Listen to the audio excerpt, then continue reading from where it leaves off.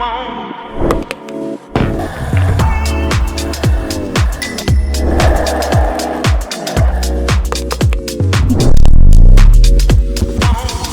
students, நாம இப்ப இந்த வீடியோல என்ன பார்க்க போறோம் அப்படின்னா sum of two unit vector is a unit vector. What is the magnitude of the difference அப்படின்னு சொல்லி நம்மளுக்கு ஒரு क्वेश्चन கொடுத்திருக்காங்க. இந்த மாதிரி क्वेश्चन வந்து அடிக்கடி டிஸ்கிரிப்ட் டைப்ல நம்மளுக்கு கேட்பாங்க. ஸோ ஒரு யூனிட் வெக்டாரை நம்ம எவ்வளவு தெளிவாக புரிஞ்சிருக்கோம் அப்படின்றதான் இந்த கொஸ்டினோடைய முக்கியமான ஒரு அப்ஜெக்டிவ். ஃபர்ஸ்ட் இப்போ ஒரு யூனிட் வெக்டார் அப்படின்றத n கேப் அப்படின்னு எடுத்துக்கிடுமா. ஒரு யூனிட் வெக்டார்ன்றத n கேப்னு எடுத்துக்கிடும். இதோட செல்ஃப் ப்ராடக்ட் எப்படி இருக்கும்? இதோட செல்ஃப் ப்ராடக்ட் அப்படின்றது சேம் ஆங்கிள் தான் இல்லையா? ஸோ இந்த யூனிட் வெக்டார் அப்படின்னாலே இது ஒரு only indicate the direction. Magnitude value அப்படின்றது 1. ஸோ 1.1 ரெண்டே நம்ம 1.1 காஸ் 0 அப்படின்னு பார்க்கும்போது இதோட வேல்யூ 1. சரிங்களா? ஸோ இது நம்ம எல்லாருக்குமே தெரியும். அப்போது ஒரு யூனிட் வெக்டாரை செல்ஃப் ப்ராடக்ட் பண்ணோம்னா நம்மளுக்கு கிடைக்கக்கூடிய வேல்யூ என்னது 1. இப்போது இந்த மாதிரி n cap squared equal to 1 அப்படின்றத நம்ம ஜஸ்ட் இங்கே தெரிஞ்சு வச்சுக்கணும். சரிங்களாப்பா? இப்போ நம்மளுக்கு கொஸ்டின்ல என்ன கொடுத்துருக்காங்க அப்படின்னு பாருங்க. Sum of two unit vector is a unit vector. இப்போ இதை எப்படி எழுதலாம்?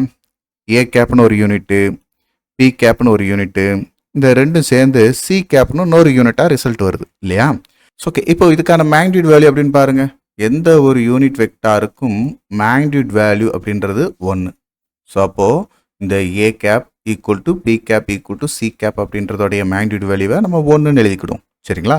இப்போ நம்ம செல்ஃப் ப்ராடக்ட் அப்படின்னு நம்ம பார்க்கும்போது அதோட ஸ்கொயர் வேல்யூ நம்மளுக்கு 1 நம்ம பார்த்தோம்.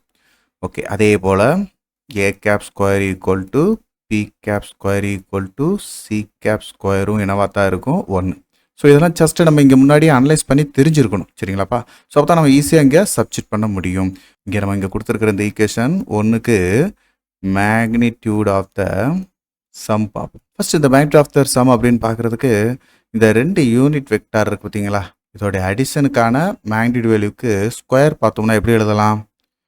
ஏ cap square plus B cap square plus 2 A cap dot B cap. So இந்த ஏ ப்ளஸ் பி கேப் அப்படின்றது இங்கே யாரு? சி கேப் இல்லையா? ஸோ அதை நம்ம இப்போ எப்படி எழுதிக்கலாம்? சி கேப் ஸ்கொயர் அப்படி எழுதிக்கலாமா? ஓகே, இப்போ இந்த A cap square B cap square இதெல்லாம் என்னது? Self product of the unit vector தானே? ஸோ அதோட வேல்யூ மேக்னிட்யூட் வேல்யூ என்ன வரும்? நம்மளுக்கு 1ன்னு வரும். ஸோ அப்போ 1 + 1 + 2 into A cap dot B cap equal to 1. ஏன்னா இந்த சீக்கும் நம்மளுக்கு என்ன வரும்? 1ன்னு தான் நம்ம பார்த்தோம். ஓகே, இந்த 1 + 1 அப்படின்ற இந்த டேர்ம் 2 அப்படின்றத இந்த சைடு கொண்டு வரும்போது -2.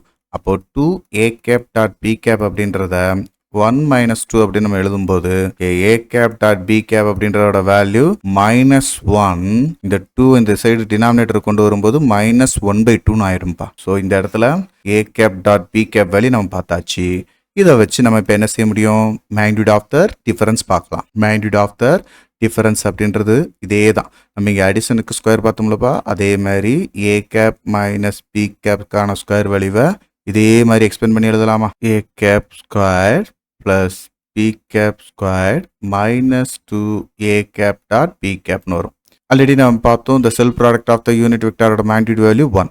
ஸோ 1 + 1 -2 இன்ட்டு இந்த ஏ கேப் டாட் பி கேப்போட வேல்யூ இங்கே தான் நம்ம பார்த்து வச்சுருக்கோம். ஸோ இதை -1/2ன்னு எடுத்துக்கிட்டோம் அப்படின்னா இப்போது 2 மைனஸ் இந்த 2 கேன்சல் ஆகிடும். ஏன்னா ப்ராடக்ட் டேர்ம் இல்லையா?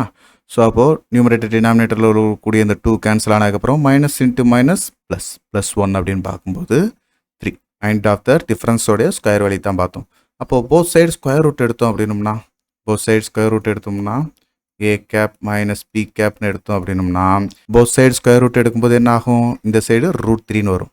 ஸோ இதுதான்ப்பா இந்த மேக்னிட்யூட் ஆஃப் த டிஃபரன்ஸ் அப்படின்றதுக்கான ஆன்சர். புரிஞ்சுங்களா? தொடர்ந்து இதே போல் நெக்ஸ்ட் ஒரு ப்ராப்ளத்தில் பார்க்கலாம். தேங்க்யூ. இந்த வீடியோ உங்கள் எல்லாருக்கும் பயனுள்ளதாக இருக்கும்னு நான் நம்புகிறேன்.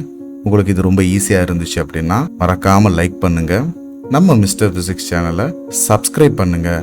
உங்களுடைய நண்பர்களுக்கும் ஷேர் பண்ணுங்கள்.